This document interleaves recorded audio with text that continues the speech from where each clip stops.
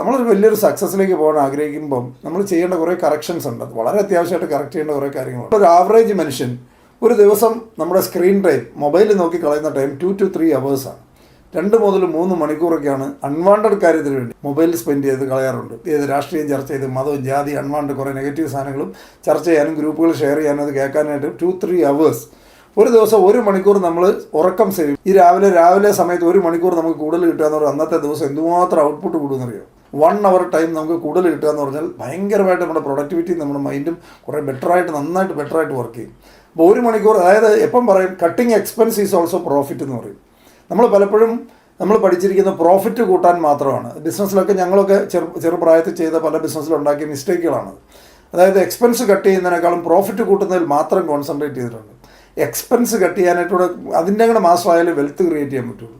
അപ്പോൾ cutting expense is also profit, cutting expenditure is also profit. Time ആണെങ്കിലും പൈസ ആണെങ്കിലും നമ്മൾ ഈ അൺവാണ്ടഡ് കാര്യങ്ങൾ കണ്ട് നമ്മൾ മൊബൈൽ നോക്കിയിരിക്കുന്ന എക്സ്പെൻസാണ്.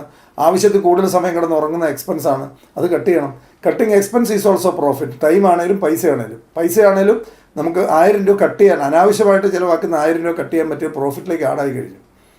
എനിക്കൊട്ടും ഇല്ലായിരുന്നൊരു ഫോക്കസാണ് അത്. ഞാൻ വളരെ നന്നായിട്ട് വെൽത്ത് ക്രിയേറ്റ് ചെയ്തിട്ടുള്ള ഒരാളുടെ അടുത്ത് നിന്ന് പഠിച്ചിട്ടുള്ള കാര്യമാണ്. അദ്ദേഹത്തിൻ്റെ ഓഫീസിലൊരു ഫയറിനുള്ള എക്സ്റ്റിങ്ക്വിഷർ വാങ്ങി വെക്കാൻ സമയത്ത് പോലും പുള്ളി കൊട്ടേഷൻ എടുക്കുക. ഇവിടുത്തെ ഏറ്റവും പോപ്പുലർ ബ്രാൻഡാണ്. എങ്കിലും കൊട്ടേഷൻ എടുത്തിട്ട് എവിടേക്കെങ്കിലും 1 രൂപയെങ്കിൽ 1 രൂപ കുറഞ്ഞത് കിട്ടുമെന്ന് അത് നോക്കും.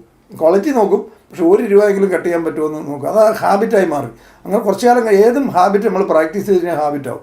നമ്മൾ പല സാധനങ്ങളും നമ്മളിൽ ആവശ്യത്തിൽ പൈസ ഉള്ളപ്പം സംഭവിക്കുന്നത് വെച്ച് കഴിഞ്ഞാൽ നമ്മൾ ആദ്യം ഒരു കട കാണുന്നു, അന്നേരം വാങ്ങുന്നു.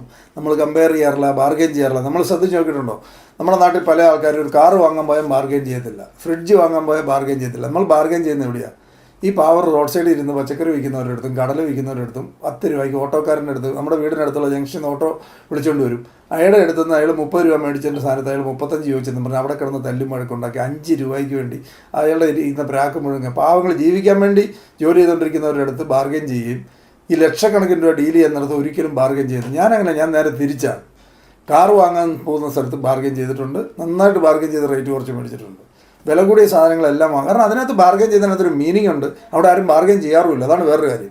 അവിടെ ആരും ബാർഗെയിൻ ചെയ്ത് പറയുന്ന വില എത്രയോ വില ആ സ്റ്റിക്കർ എഴുതിയിട്ടുണ്ട്, സാർ അത് നോക്കാൻ പറയും. ഒരു കുഴപ്പമില്ല. നമ്മൾ 1 ലക്ഷം രൂപയുടെ 2 ലക്ഷം രൂപയുടെ 5 ലക്ഷം രൂപയുടെ 10 ലക്ഷം രൂപയുടെ സാധനം മേടിക്കുന്ന സമയത്ത് ബാർഗെയിൻ ചെയ്യത്തില്ല.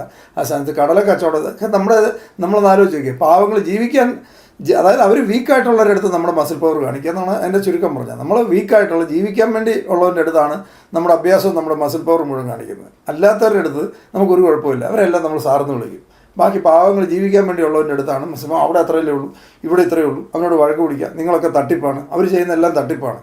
ഇതേ സാധനം ബ്രാൻഡഡ് ഷോറൂമിൽ വെച്ചിരിക്കുന്ന സാധനം ഒരു കുഴപ്പമില്ല, ഒരു പ്രശ്നമില്ല. സ്റ്റിക്കർ പ്രൈസ് ഒരു പ്രശ്നമില്ല, നല്ല ഹാപ്പി ആയിട്ട് പോകും. ഈ ഒരു ആറ്റിറ്റ്യൂഡ് തന്നെ നമ്മൾ മാറ്റണം. നമ്മൾ വീക്കായിട്ടുള്ള ആൾക്കാരുടെ അടുത്ത് കെയർ ചെയ്യാൻ ശ്രമിക്കണം. സ്ട്രോങ് ആയിട്ടുള്ളവരുടെ അടുത്ത് ബാർഗെയിൻ ചെയ്യാൻ ശ്രമിക്കണം.